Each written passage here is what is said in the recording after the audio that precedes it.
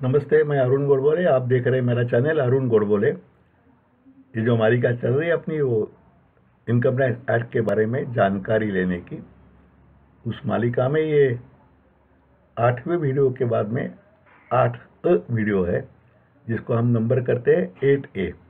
जैसे मैंने कहा कि 5, 6, 7, 8 इन नंबर के वीडियो में जो भी मैंने जानकारी दी, उसके ऊपर कुछ लोगों ने, दर्शकों ने सवाल पूछे हैं, अपनी शंकाएं पूछी है। तो उसके बारे में इस वीडियो में मैं आपसे बात करूंगा और उन सवालों का जवाब देने की कोशिश करूंगा। और अगर कुछ और दो चीज़ें मुझको बतानी है वो भी उसमें बताऊंगा। ये जो 4 वीडियो है तो उसमें हमने देखा था कि इनकम टैक्स में अंदर कौन कौन सी स्टेटस रहती है, यानी individual, HUF, association of persons etcetera. और दूसरी बात देखी थी कि सोर्सेस ऑफ इनकम क्या क्या होते हैं, जैसे कि income from house property, interest from securities, business income, capital gains, other income, ये सब देखा था हमने। तो इन सभी चीज़ों के बारे में जो भी सवाल आए हैं उसका समाधान करने की कोशिश मैं करूँगा इसमें। एक ने पूछा था कि सैलरी जो आदमी को मिलता है, उसको वेतन मिलता है आयकरदाता को, उससे उसको कुछ छूट नहीं मिलती क्या? हाँ, तो उसमें ये बात है कि पहले एक प्रावधान था ऐसा कि जो भी वो आदमी जो नौकरी करता है, जिस ओहदे पे नौकरी करता है, और जो नौकरी अच्छी तरह से करने के लिए जो जो चीज़ें आवश्यक है, उसके लिए अगर वो कुछ खर्चा करें तो ऐसे कुछ चीज़ों के लिए इनकम टैक्स एक्ट में उसको छूट मिलने की प्रावधान था। जैसे कि वो कोई किताबें खरीदता है, समझो आप एक इंजीनियर है और कोई कंपनी में आप नौकरी करते हैं इंजीनियर की, तो इंजीनियरिंग के सब्जेक्ट में आपको बड़ी रुचि है और जो भी उसमें अद्ययावत ज्ञान आ जाता है वो जानने की आप कोशिश करते हैं, उसके लिए आप किताबें खरीदते हैं, तो वो किताबों का खर्चा आपको उसमें छूट में मिलता था। अगर वो आपकी कोई एसोसिएशन है, उसके मेंबरशिप लेने के बाद आप कोई लेक्चर सुन सकते हैं आपके विषय के बारे में, तो ये मेंबरशिप फीस भी उसमें डिडक्शन मिलती थी।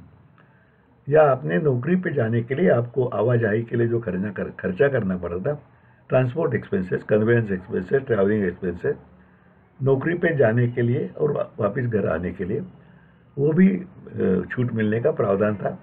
इस हर एक चीज़ के लिए कोई कोई पैमाने रखे थे, उस पैमाने के अंदर वो छूट मिलती थी।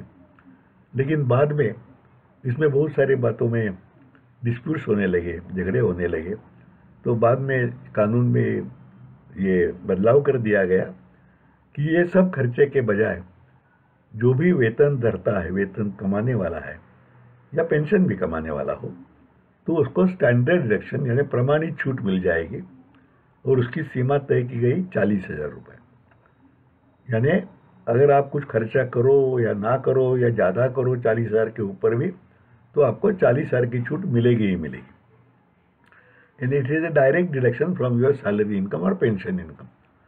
और बाद में ये छूट बढ़ा के 50,000 कर दी है। आज वो उसका रिपोर्ट 50,000 रुपये आपको डिडक्शन मिल जाता है। उसको स्टैंडर्ड डिडक्शन यानी प्रमाणित छूट कहते हैं, जो आपके खर्चे पे निर्भर नहीं है। आपको उसका कोई एविडेंस या सबूत देने की आयकर डिपार्टमेंट को ज़रूरत नहीं है। आपको वो इमीडिएटली मिल जाएगी, जैसे आप वेतन कमाते हो वैसे उसमें आप वो डिडक्शन ले सकते हैं सीधे सीधे। और एक ने पूछा था कि जो भी आपका एम्प्लॉयर है वो उसको आपके पगार से, आपके सैलरी से टैक्स डिडक्ट कर सकता है क्या? था हाँ, बिल्कुल। आपके एम्प्लॉयर के ऊपर दायित्व तो है कि अगर आपकी सैलरी, आपका पगार, आपका वेतन, इनकम टैक्स की जो लिमिट है छूट की, जो 2.5 लाख है या 3.5 लाख है, तो उसके ऊपर अगर आपका सैलरी जाता है टैक्सेबल सैलरी, तो एम्प्लॉयर ने आपके सैलरी से टैक्स डिडक्शन करना चाहिए, जो भी टैक्स बनता है, और वो भी हर माह डिडक्ट करना चाहिए। उसके लिए सरकार ने और बहुत सारे बातों पे, सूरत पे ही टैक्स डिडक्ट करने का दायित्व जो भी पैसे देते उनको वोट दिया है, उसके हम डिटेल में बहस बाद में करेंगे। 192, 192A ऐसे सेक्शन 194 तक बनाए हुए हैं, उसका हम चर्चा बाद में जरूर करेंगे। लेकिन इतना जानना काफ़ी है कि जो भी आदमी पगार या पेंशन लेता है तो उसके ऊपर अगर टैक्स पेएबल बनता है तो जो भी आदमी पगार देता है या पेंशन दे, यानी उनका एम्प्लॉयर, अगर गवर्नमेंट एम्प्लॉयर तो government, central government, state government या कोई प्राइवेट पार्टी, उसको उसके वेतन से टैक्स कटौती करना आवश्यक है। अच्छा, ये हुई बात सैलरी इनकम की। अब चलते हैं house property income, income from house property की तरफ। जैसे हमने देखा कि अगर आपका खुद का मकान है और आप खुद के लिए, मकान में फ्लैट भी आ जाता है, वो आप खुद के रहने के लिए इस्तेमाल करते हैं, तो उससे जो पहले इनकम पकड़ा जाता था सेल्फ ऑक्यूपाइड प्रॉपर्टी का, वो अब नहीं पकड़ा जाता। लेकिन अगर आपने ये मकान या फ्लैट लेने के लिए कर्जा लिया है, अप्रूव्ड इंस्टीट्यूशन है, बैंक है या कोऑपरेटिव क्रेडिट सोसाइटी है, उससे जो कर्जा लिया है उसके पर आपको जो इंटरेस्ट यानी सूद देना पड़ता है, वो इंटरेस्ट या सूद आपको डिडक्शन क्लेम कर सकते हैं। यानी अगर आप खुद मकान इस्तेमाल करते हैं रहने के लिए तो आपको उसमें से न मुनाफा या न इनकम तो कोई मिलता नहीं है, लेकिन अगर आपने जो कर्जा लिया है वो घर खरीदने के लिए, उसका सूद आपको डिडक्शन में मिल जाता है। और वो सूद कैसा डिडक्शन मिलता है, दैट इज उसको लॉस फ्रॉम हाउस प्रॉपर्टी ऐसा बता के वो आप रिटर्न में क्लेम कर सकते हैं और आपको उसकी छूट मिल जाती है। यानी समझो एक आदमी का पास सैलरी है 10 लाख रुपए और उसने जो फ्लैट लिया है उसके ऊपर कर्जे का सूद बनता है समझो 1 लाख रुपए, तो उसको 1 लाख रुपए की छूट मिलेगी, जबकि वो उस फ्लैट का इस्तेमाल खुद रहने के लिए करता है तो उसको इनकम तो उससे कुछ नहीं पकड़ा जाएगा, लेकिन ये सूद वो देता है 1 लाख रुपया, वो लॉस फ्रॉम हाउस प्रॉपर्टी करके उसे बाकी के इनकम से, या सैलरी हो उसकी या बिजनेस हो, उससे उसका वो डिडक्शन मिल सकता है। अब ये सूद कितना डिडक्शन में मिलेगा, इसके लिए प्रावधान है जो बदलते हुए आया है। जैसे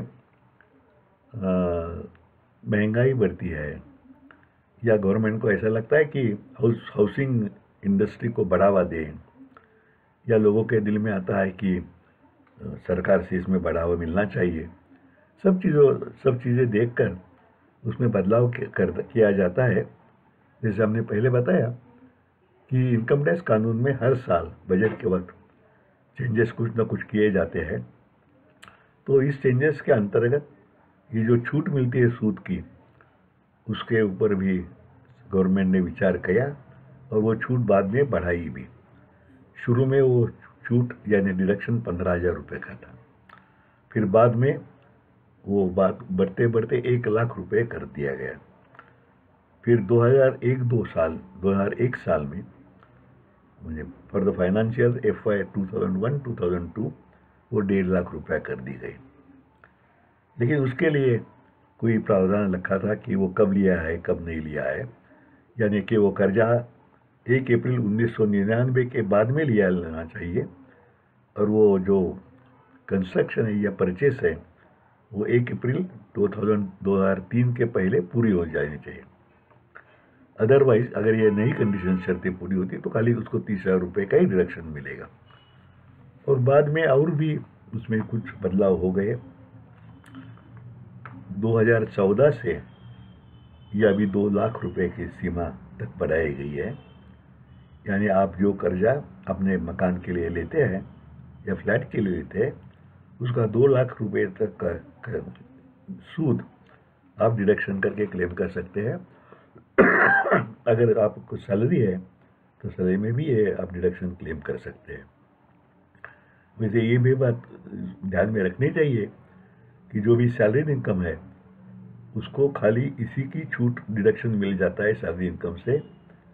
उसको और कोई सोर्स से, समझो वो कोई बिजनेस भी करता है और उससे अगर उसको नुकसान आ गया तो वो लॉस उसको इससे डिडक्शन नहीं मिलता, ये भी बात ध्यान में रखनी चाहिए।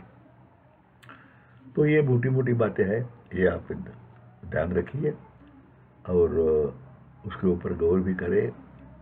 अगर आपने मकान लिया है तो ये क्लेम भी करें, इससे आपके टैक्स का दायित्व, कर दायित्व कम हो जाएगा। तो ये भी आज आप जरूर सोचिए। और एक आदमी क्वेरी की थी कि दर्शक ने कि आपने एचयूएफ की बात कही थी, तो एचयूएफ पे बात हमें ज़रा समझाइए। ये वीडियो में समझाना बड़ी मुश्किल है। एचयूएफ का कंसेप्ट जो है वो अलग तरफ का है और खाली हिंदू आदमियों को ये है। एचयूएफ का पूरा मतलब है हिंदू अनडिवाइडेड फैमिली, यानी हिंदू अविभक्त कुटुंब।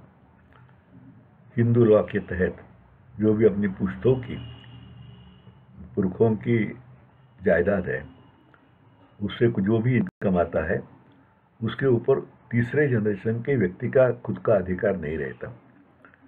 यानी वो जो भी मालमत्ता है, जायदाद है, उस पर भी पूरे फैमिली का अधिकार रहता है।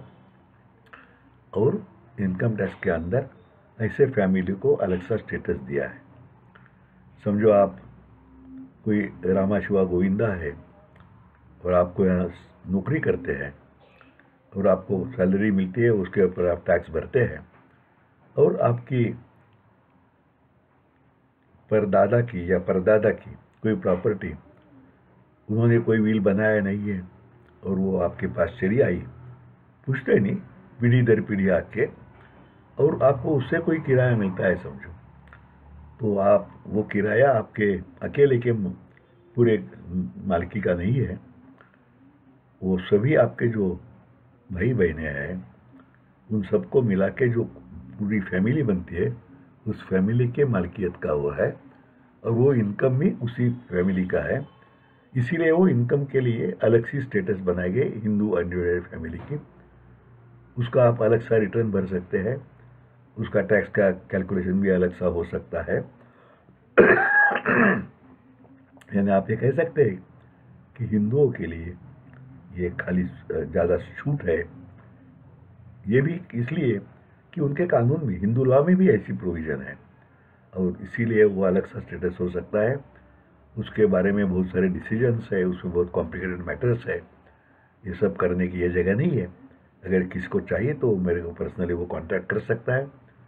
मैंने मेरा फ़ोन नंबर भी दिया है 9822016299 या arun.godbole009।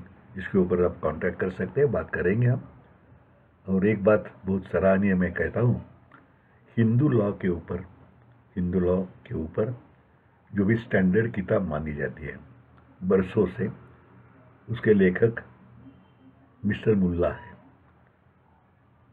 मेरे अगर गलती नहीं होती तो नादिर शाह मुल्ला उनका नाम था।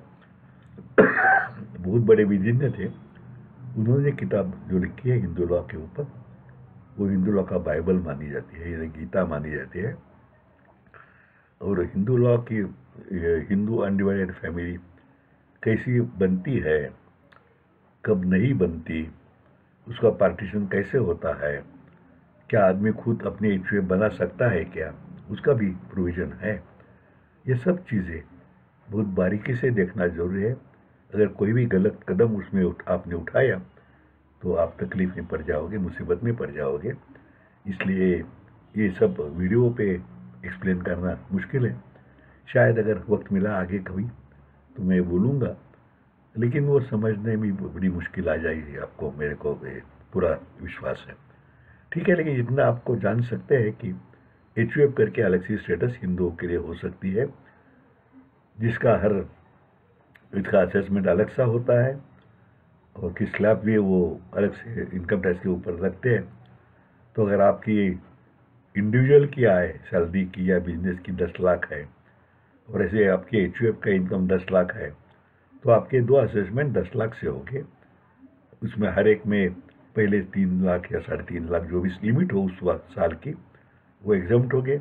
उसके बाद में 5%, उसके बाद में 10% या 20% जो भी टैक्स स्लैब्स है, ऐसी उसकी असेसमेंट होगी। यानी आपको डबल डिडक्शन मिल सकता है। इंडिविजुअल स्टेटस में पहले 3.5 लाख का, एचयूएफ स्टेटस में भी 3.5 लाख का या 5 लाख का, जो भी उस वक्त होगा वो। तो ऐसे मोटी मोटी इसमें वे प्रावधान है। तो आज यहाँ रुकते हैं। कल नौ ये 8A एपिसोड हमने इसको कहा, क्योंकि हर 4 एपिसोड के बाद में 5वां एपिसोड जो होगा, जैसे 4 के बाद में 4A हो गया, अभी 8 के बाद में 8A हो गया, 12, 9, 10, 11, 12 जो एपिसोड हो गए, उसके बाद में 12A एपिसोड होगा, जिसमें 8, 9, 9, 10, 11, 12 वीडियोज़ में जो भी हमने बातें की उसके ऊपर शंका समाधान या आपके सुझाव, आपके ओपिनियन, या और मुझे कुछ और बाद में याद आ गया तो वो बताता चलूँगा। तो चलो आज यही रुकते हैं। कल 9वां वीडियो होगा, जिससे हम अगले बात उसकी बात करेंगे, सोर्स ऑफ इनकम की। तब तक के लिए नमस्कार।